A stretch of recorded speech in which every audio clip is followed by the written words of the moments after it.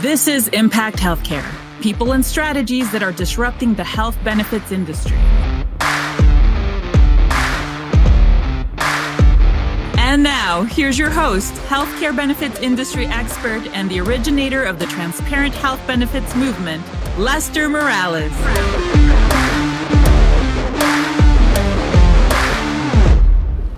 Welcome back to another episode of Impact Healthcare. And this episode and this guest specifically is a small world. I actually have known Dr. Crall in some way, shape, or form since junior high because he is the older brother of one of the guys I grew up with. So excited to have you on, Dr. Crall. For the audience members that maybe have never heard of you and your wonderful company, give us an introduction. Yeah, Dr. Eric Crall. I am a direct primary care physician, which is a new type of a practice model that is evolving and achieving scale and is a critical piece of, providing health benefits to employers that actually helps them improve their health. So I've been doing this for 10 years. This is the way that medicine is supposed to be practiced. I did it because I wanted to be able to actually spend time with my patients and address the root causes of their conditions, through lifestyle medicine. And so that's what led me to direct primary care and specifically to want to scale it to the employer space. So, Dr. Crall, I always like and think that most of the people we have on here, they're all disruptors, right? Where I call us salmon, right? We're all swimming upstream against an industry that's going really hard the other way. I kind of find that everybody has a common thread. There's a why. There's a burning desire there. Is there something that's happened throughout your career, something that you saw that you're like, you know what, enough is enough. I'm going to start being a salmon? For me, it's always been cardiovascular. So it's any number of people that I could point to who had that sudden event when they were 45. Everybody knows someone who just drops dead in their 40s and 50s. And actually, there's no reason for that to happen because we actually know how to prevent that, but we don't have the primary care infrastructure to focus on the root causes of those things in order to prevent it. So for me, it's every single person that drops dead of a sudden cardiovascular event. That's preventing that is what gets me out of bed every morning. And love it. Love it. So you go to med school, you come out, direct primary care isn't even a thing, right? You don't know what it is. For the audience out there, let's start with the DPC 101. Let's define it. And let's talk about the major advantages. And if we can address the major advantages from the different constituents and like, hey, the employer, the provider, the employees, and let's have that conversation. I think we'll have more than enough to talk about. Yeah, that's a great. If you want to start with DPC 101, let's go to the fundamentals of the primary purpose of insurance. We have insurance to protect us from financial collapse. It's only supposed to cover the catastrophic things.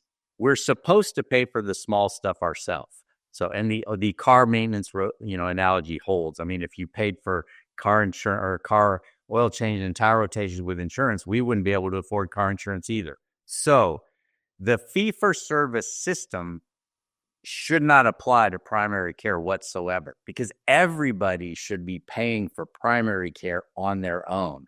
And employers should be paying for primary care directly. It shouldn't be part of an insurance plan. So that's what DPC is. It is a practice that was run like a gym membership. It is a monthly subscription-based practice. There is no insurance reimbursement whatsoever. So the physician is paid a low fixed monthly amount just to take care of people's health. It doesn't matter how often they come in. It doesn't matter if it's virtual or in office.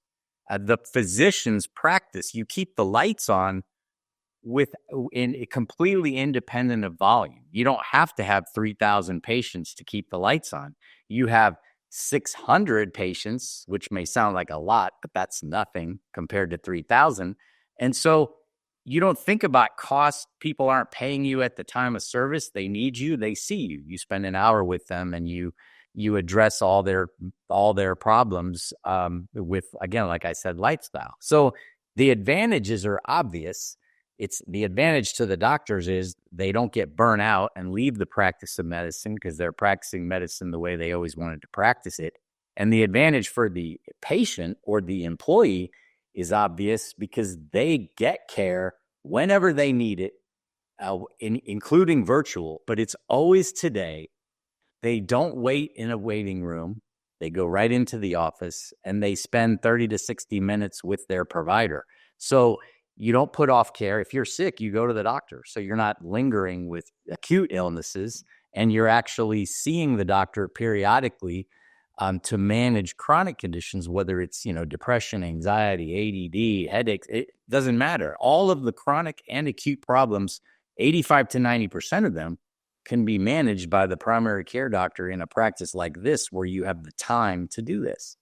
And lastly, the employer benefits, because the biggest driver of their claims, which is 80% of their total plan costs, are these chronic conditions that can be addressed with direct primary care, and the urgent care, the overutilization of urgent care, expensive imaging, and overutilization of specialists. Those are the main drivers of the claims. And so take primary care out of the plan, pay for it directly. And if that happens to be with direct primary care, you're controlling the utilization of the highest cost parts of the plan. Lester, you do a good job controlling the cost, the pricing, but to control the utilization of those services, you have to have that to reduce the total cost. I know you get it, but that's the breakdown of the value proposition for all the parties in the plan. I absolutely love it. And maybe for the sake of comparison, let's rewind part of this conversation and talk stats. So you mentioned 30 to 60 minutes with your patients. In your old life or in the normal world, how long does typically a doc spend with a patient? Well, 7 to 10 minutes is what they quote. It would never be more than 15. So an average would be like 10 minutes. And if I am, so let's go, so 10 minutes. I remember the last conversation we had, you threw the 630,000 out, but those were like real numbers. Can you give me like the stats in regards to like what your practice looked like before versus what it looks like now? Yeah, all that really matters is the day. And with 600 patients, a busy day would be 6. Like the average number of patients that a DPC doc sees in a day is 6 to 8. So 10 to 12 is the extreme high end. That would be a statistical anomaly in a practice with only 600 people. So, do the math. You can have several people that you're spending an hour with and several more that you're spending a half hour with. And then the rest of the day, you're just answering messages and telehealth and that kind of thing. So that's compared to, like, if you're only paid by seeing people, you have to have 3,000 patients so that every day you're seeing at least 20 to 30. And that's where the 10-minute average comes in. Wow. So 6 to 10 versus 20 to 30. Wow. And when I think about this, because I don't think enough people really truly understand this, people typically think in this conversation, oh, my plan doesn't blow up on an upper respiratory infection, right? So primary care, that's not that big of a deal. It's only 3, 4, 5% of the cost. But the stat that you threw out, and I want to dig a little bit so people truly understand, is 80, 85, 90% of the total cost that's running through a plan is impacted by that tip of the spear being this advanced primary care, this DPC model. Let's dig into that. Give me an example of things that, if left untreated, or the average person just doesn't go back to the doctor enough because of the inconveniences that this whole model kind of deals with? Yeah, I'll address the simple thing is the cold, the upper respiratory infection. That can go into a pneumonia and asthmatic bronchitis, and an ER visit for steroids and CT of the chest, and a simple little cold. If the employee puts it off, that's going to evolve into an ER visit some of the time. But I'll just give you headache as a classic example. Somebody comes in for a headache. If I have 10 minutes. I'm going to ask them a few questions, but they're going to leave with a prescription, with an order for an MRI and a medication. And maybe I refer them to the neurologist. Maybe I wait for the MRI before I do that. In a direct primary care practice, I have an hour. We're going to get at the root cause. We're going to talk about stressors. We're going to go into medications they're taking, maybe substances they're using. We're going to talk about their sleep. We are going to identify whether it's a tension type headache, whether it's a migraine type headache, and I'll be able to identify the triggers, and they're going to leave my office with a plan that has a few lifestyle measures, maybe some simple medications just to abort it when it happens. But most of the time, it's not going to result in an MRI because that's only necessary to rule out some really uncommon things. And it's certainly not going to end up in a referral to a neurologist. Only in 10 or 15% of the time is a patient with a headache going to need those things. But they all get the MRI and the referral if there's only 10 minutes. And we could run the same analysis with abdominal pain, with, chest pain. There's a lot of problems that you can get to the root cause without ordering an expensive test and referring to the specialist. And that's where the 85 to 90 comes in. And in that example, I always go back to the fun part about being on this side of healthcare and health benefits is everybody wins except the current model who wants you to lose. So I think about that same example of the headache. The member actually knows what the heck is going on with them. So I could think of previous healthcare journey experiences where it's I went to the doctor 3 or 4 times and nobody can actually diagnose what is the root cause of this issue. So you're floundering around, so that's cost, but it's also just mental cost and anguish. Everybody wants to know what's going on. So it's good for the patient. The cost comes down, good for the employer. Good for you that I'm sure that as the provider, you love being able to make people feel better in that situation. I just, when you think of this from your end, and I ask you the question, why don't most employers do this? What's your answer there? I keep coming back to the statement that there's no villains in healthcare. None of these people are bad. There's no villains, but everybody's just following the incentives.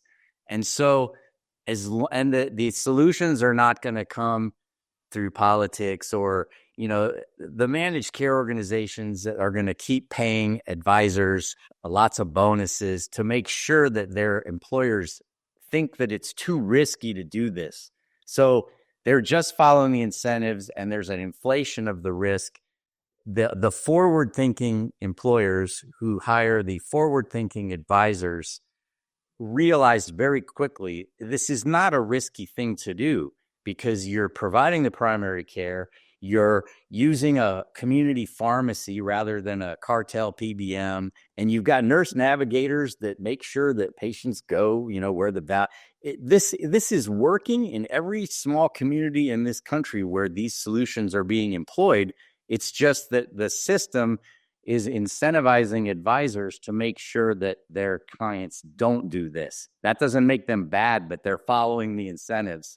And so all we can do is keep preaching the word and trying to let people understand that these fixes are proven. They work. And you just have to, eventually the sticker shock from another double-digit premium increase will get you the best of you, and you just have to do this. But it can be done anywhere because we have advisors like you And there's a national network of direct primary care that now connects all these DPC doctors that serve employers. So we have the primary care base that can actually do it.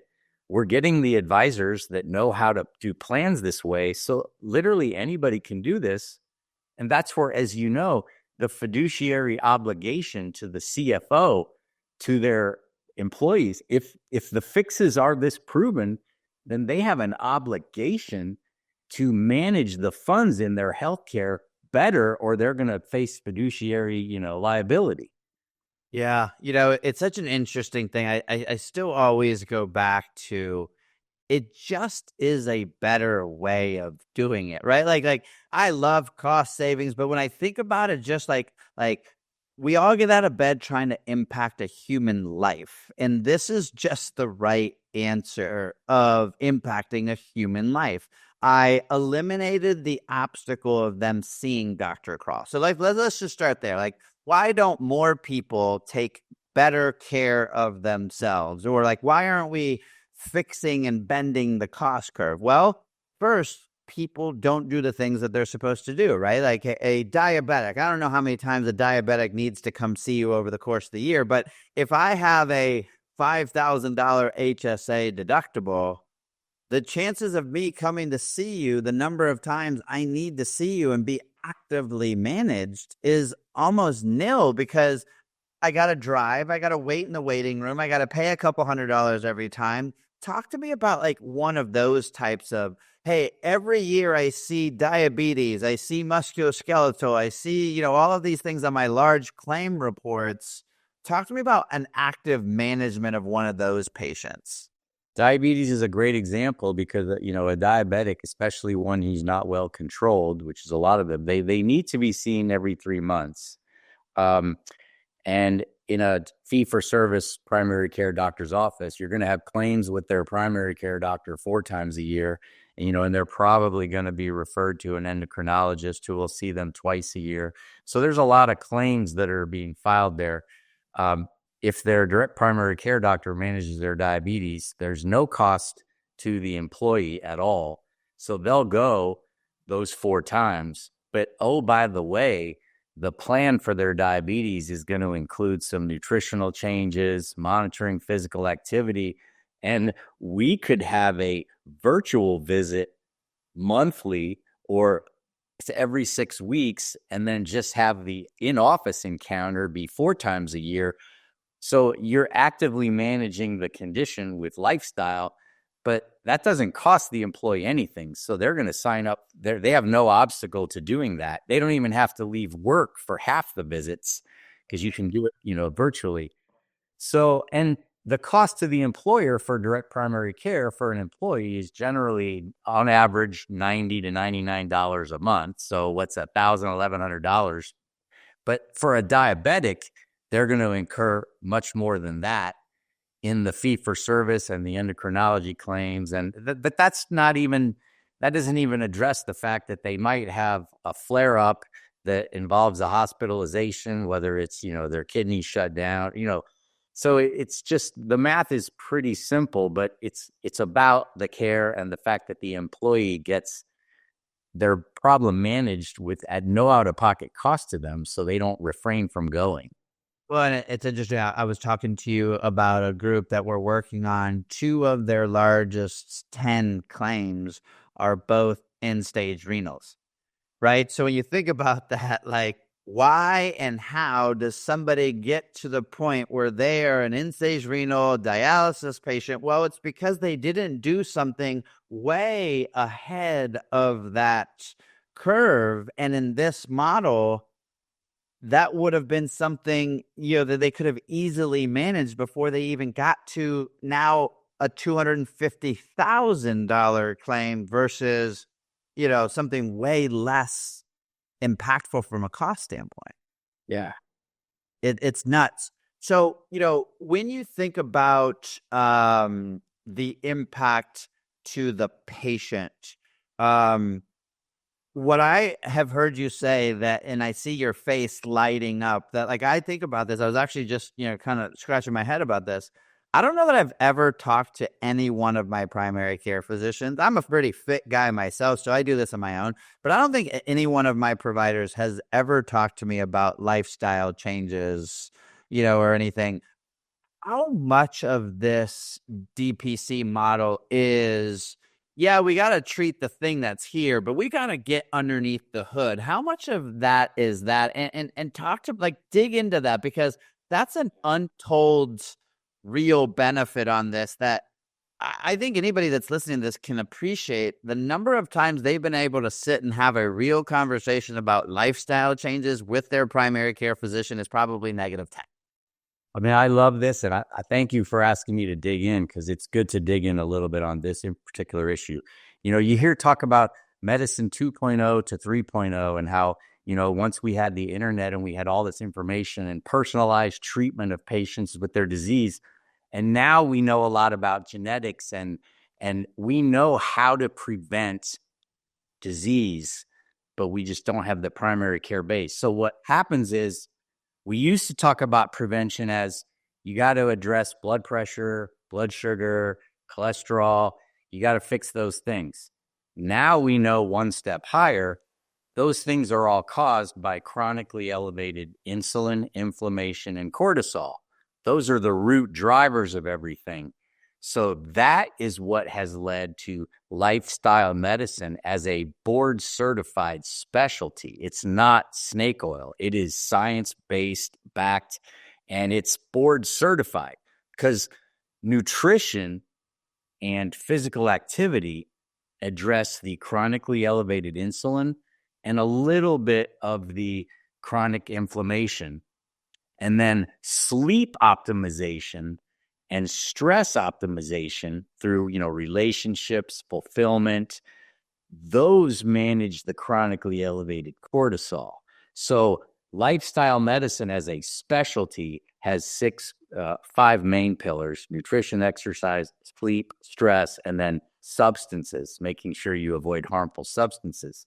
So that was the root of lifestyle medicine as a certified specialty that addresses the root causes of disease. And in order to do that, you have to be able to spend time with patients. You cannot do lifestyle medicine in a 10-minute visit.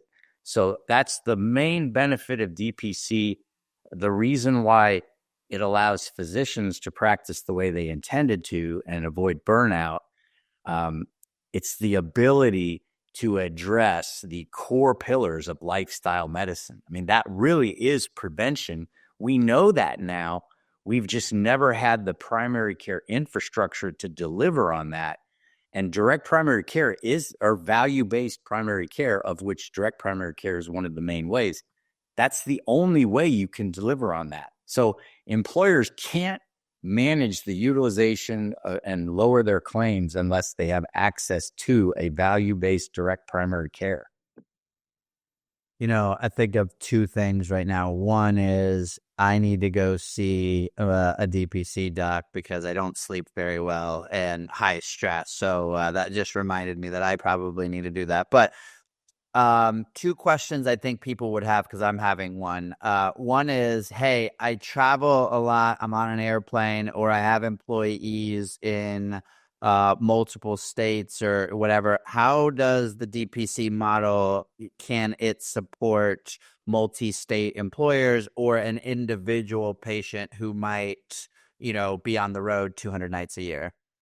Yeah, that's where the scale is really reaping dividends. If I have a company and most of their employees are here in Florida, I can directly provide them direct primary care. My network can. And then for all the employees in other states, we just plug in this nationwide network. So we can serve employers with employees in multiple states through the layers of connectivity that are already in place. I mean, if they have employees in Colorado, I can just directly go to, Clint Flanagan in Nextera and connect with them.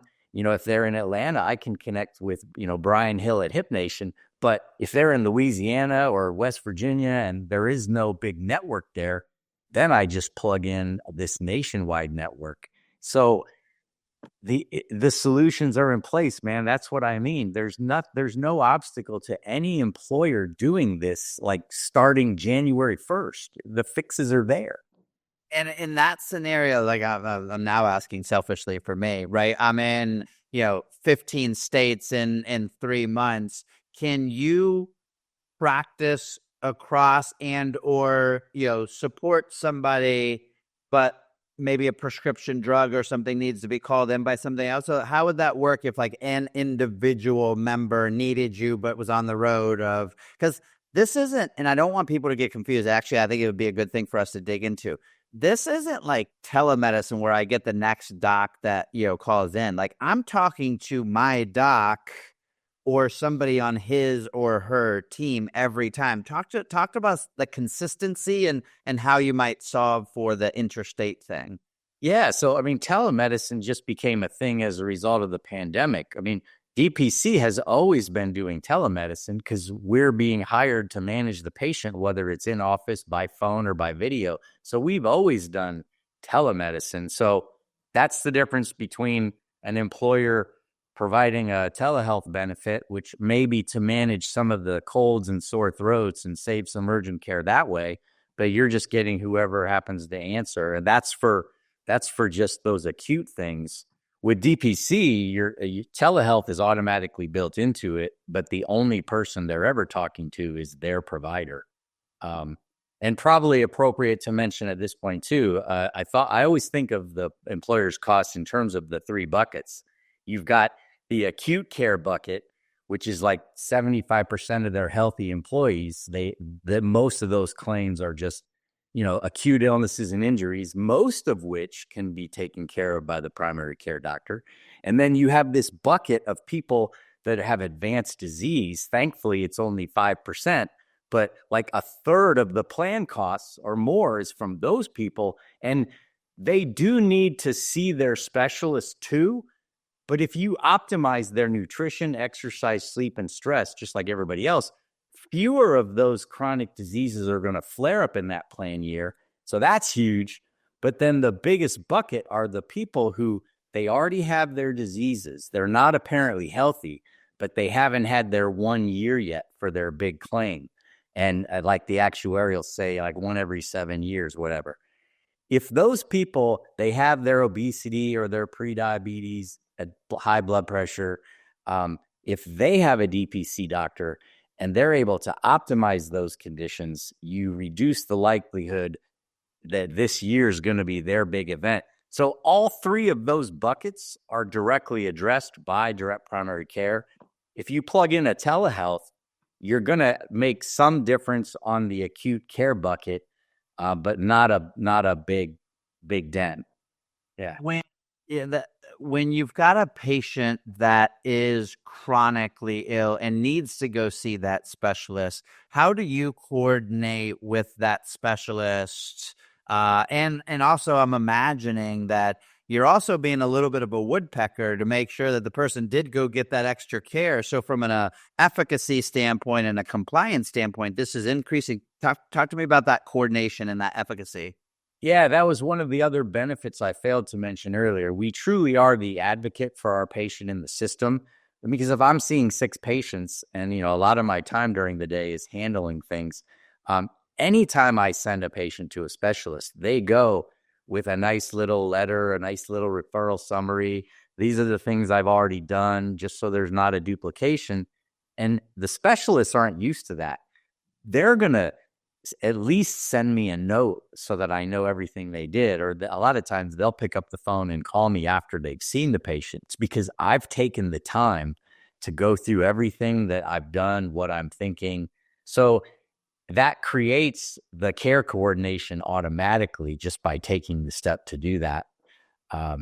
So yeah, it's a big part of it is advocating for the patient. And even when it comes to high cost imaging, I mean, sometimes I do have to order an MRI, but Lester, you might have set it so that their MRI is less than the normal cost, but I mean, I might send them, if they have a high deductible, I might send them for a $250 MRI and they pay for it themselves because they don't want to have to pay the $800 negotiated discount. So that's what we do as advocates. We kind of explain to the patient, the employee, how they can negotiate those other services that we can't provide in the most cost-effective way. Yeah, love it, love it. And you know, I was just thinking when you said the duplication, right? I sent somebody to somebody else.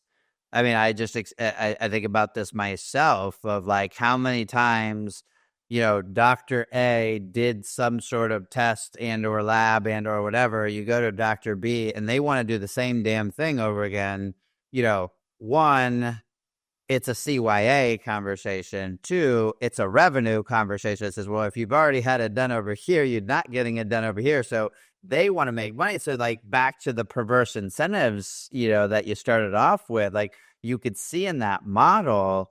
But I got to imagine too, with as strained as the system is, you providing, you know, the stuff that allows that specialist, like I think of it like a mechanic, like I don't got to look in the engine and ask myself what could be the problem when they came from Dr. Crall. I know it's the radiator, or, you know, like I know exactly where it is. So do you find that the other people that are in the care continuum for one of your chronically ill patients supports the idea of, you know, this and this coordination, or do they look at you as a little bit of big brother, you know, in that scenario?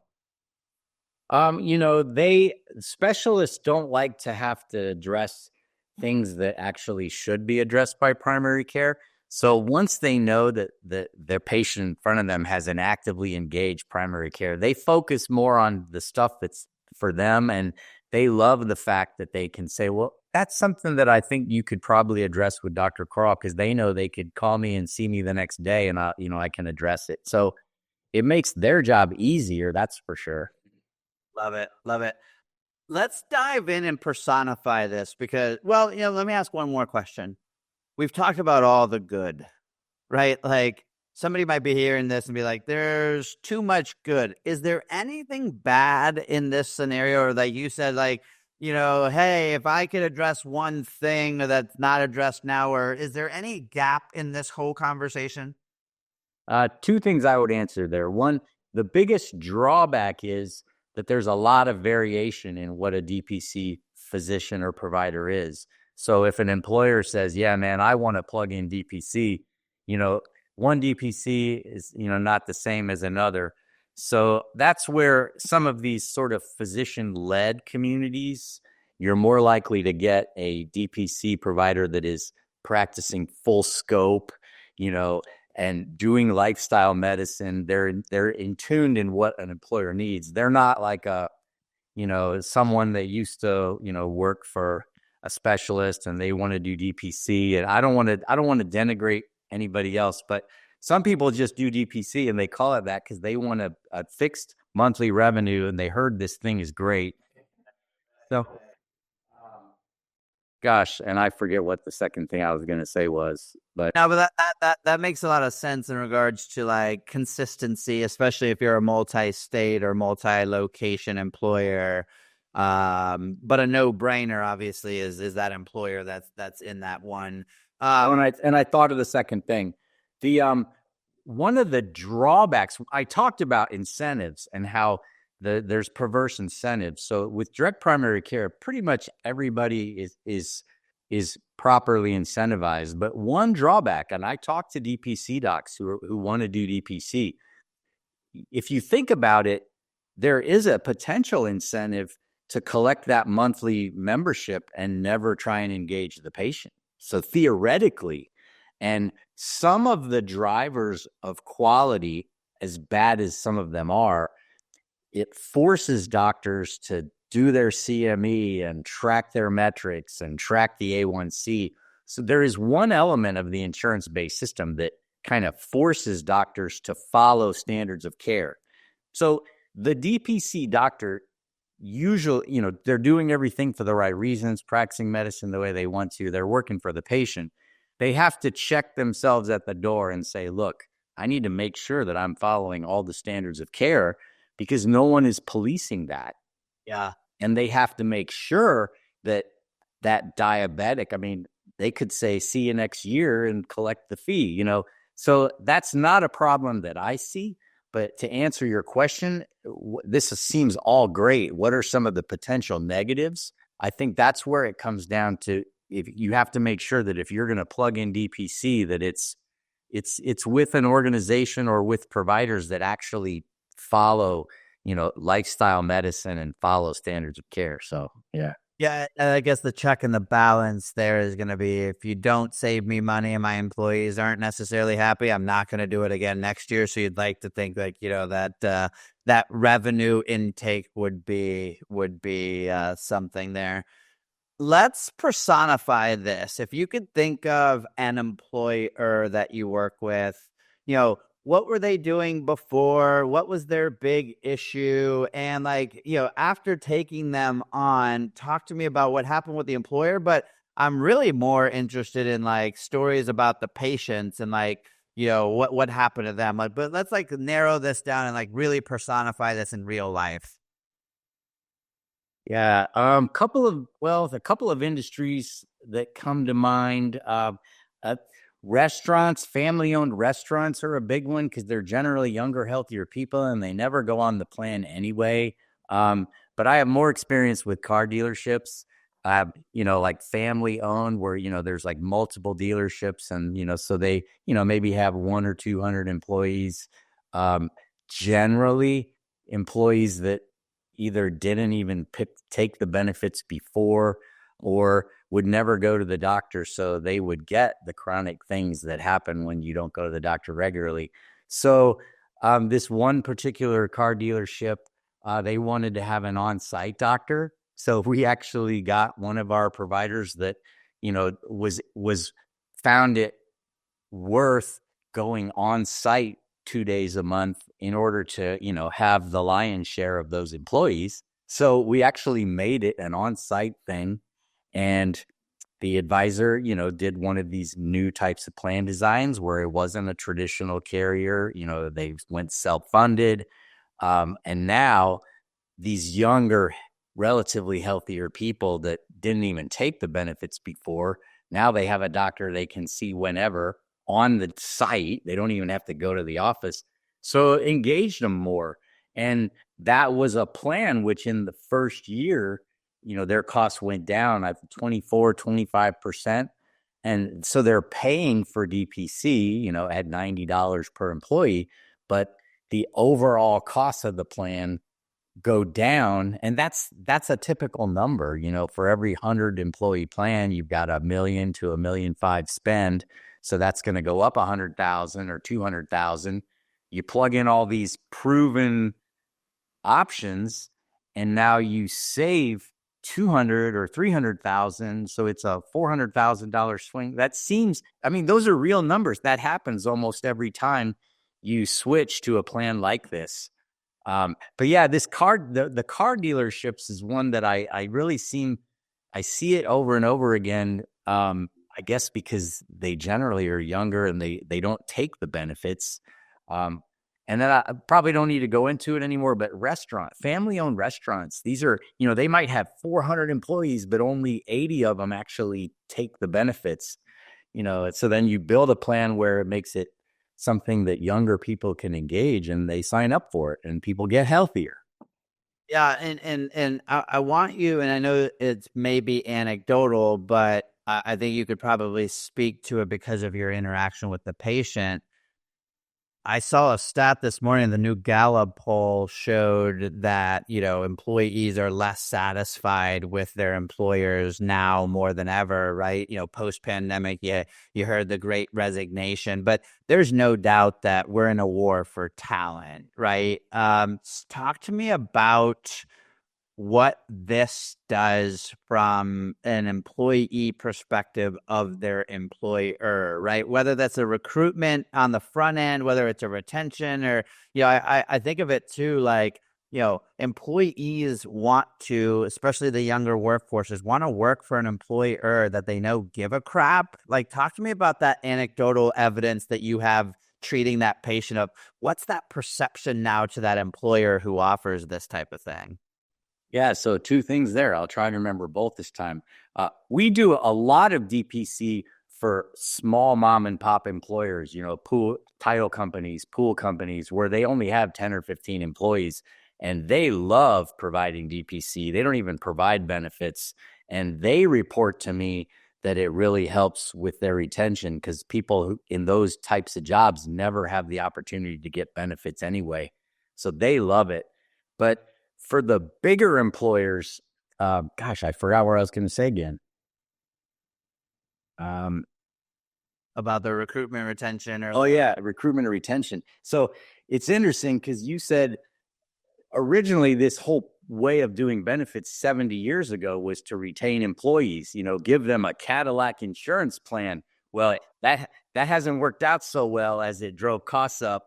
And so now the biggest attestment I can make to what the employees find is we'll usually get in year one, 30 to 50% of the employees will say, yeah, I want this DPC thing. I can never get in with my doctor. And so the engagement participation will be 30 to 50%. In year two, it's always like 70 or 80 because people hear about it and they realize what it really is. They're talking at the water cooler like, holy cow, your doctor was able to do that.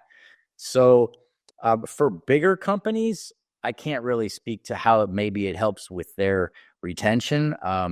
But I know what it does to, the satisfaction that the employees have with their benefits plan now. Now it's not just coverage that I can never use. Now I have a card and I have coverage and I actually have access to care whenever I need it. And, the engagement increasing year after year is kind of the testimony to that. Yeah, and look, there's a 100% take it to the bank correlation between people liking their benefits and retention and recruitment rates. I mean, that's been a proven correlation for sure. Last bit of questions I think here. In that relationship, let's go with that car dealership. Their cost went down 20-25%. Those members, because I want to make sure people understand all of the cherries that go on top of this sundae, right? They're the members, the employees, the people that are working the floors, they get unlimited access with no financial, barrier to their DPC doc and their teams, live and or virtual. And if they are a chronically ill patient or have some sort of thing, they also get a GPS, right? They get the provider there to help them navigate one of the most confusing ecosystems there is, health insurance and health care. Yeah. I mean, outside of this takes a little bit different. Oh, I know what the downside I wanted to address. I am an employer, and I want you to rebuttal this to the CFO or to that advisor who's just a thorn in your side. I am paying a fully insured premium over here. Inside of that number assumes people are going to go to the doctor. What do you mean you want me to pay for this fee over here? How do you combat that conversation if you're fully insured? I know the answer that I want to say is that's why you go self-funded, but let's just play with that fully insured client. What's that answer there? Yeah, there's two scenarios. One where the CFO actually has to see savings for him or herself, which is harder if they stay fully insured. But a lot of those CFOs, as long as the cost can be close to neutral and they're actually removing the out-of-pocket costs for their employees and giving them a better healthcare experience, that's the real value proposition for tacking on DPC to a fully insured plan, is that more of those employees can select a higher deductible plan so they have less payroll deduction, because now they don't have to spend their deductible. They can get all their care, 85% of their care, at their DPC. So, I mean, you can bring some of the cost closer to neutral with the the structure with deductibles and all that, but the real benefit is now you've taken the costs, the out-of-pocket costs down for the employee. Yeah, love it. So, Dr. Crall, if anybody is listening to this, tell us about your particular practice and how far you reach so that people who say, hey, I want to work with that guy specifically. And then just about general DPC, somebody hears this, where would you suggest them if they're not where you can handle them? Where would they go to kind of, start looking down the road on this?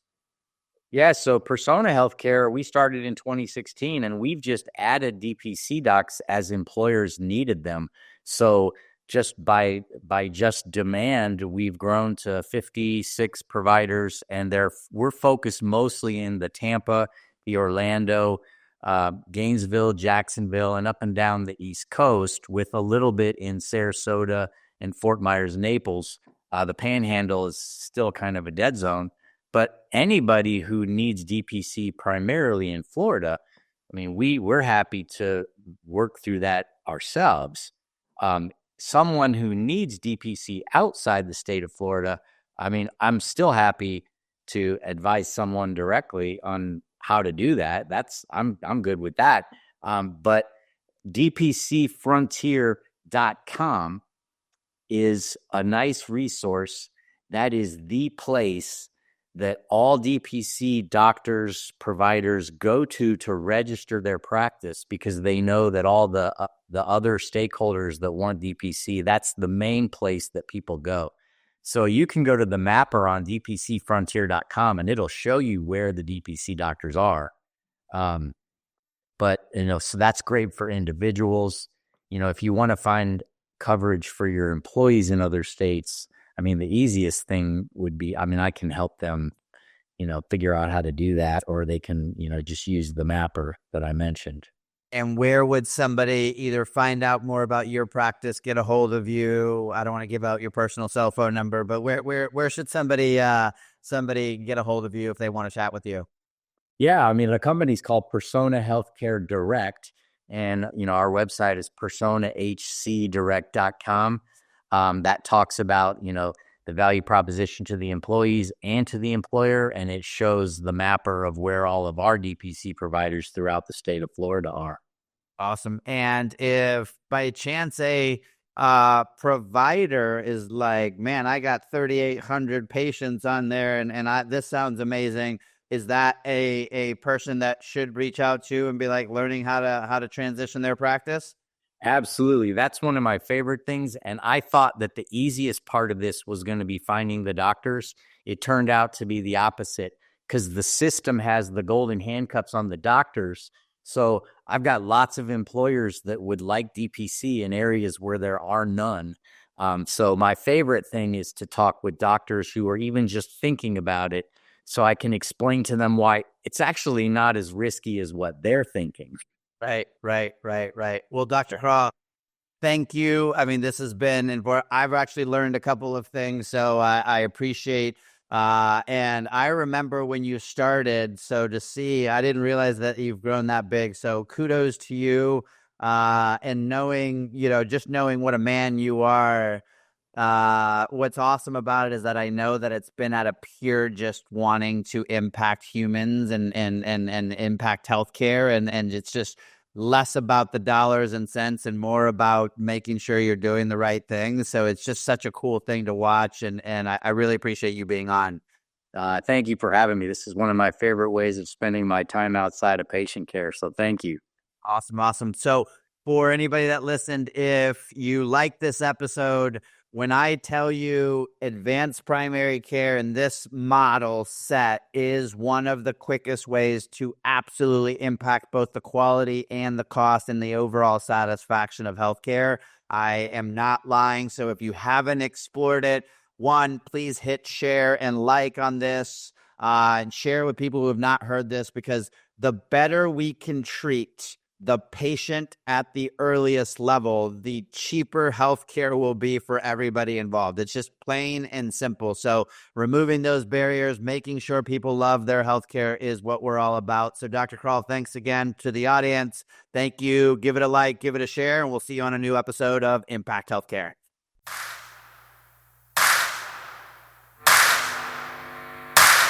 You've been listening to Impact Healthcare, people and strategies that are disrupting the health benefits industry with Lester Morales.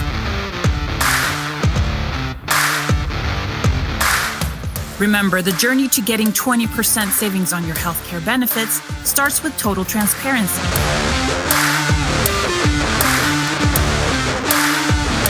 Remember to subscribe to the Impact Healthcare podcast on iTunes or wherever you get your podcasts.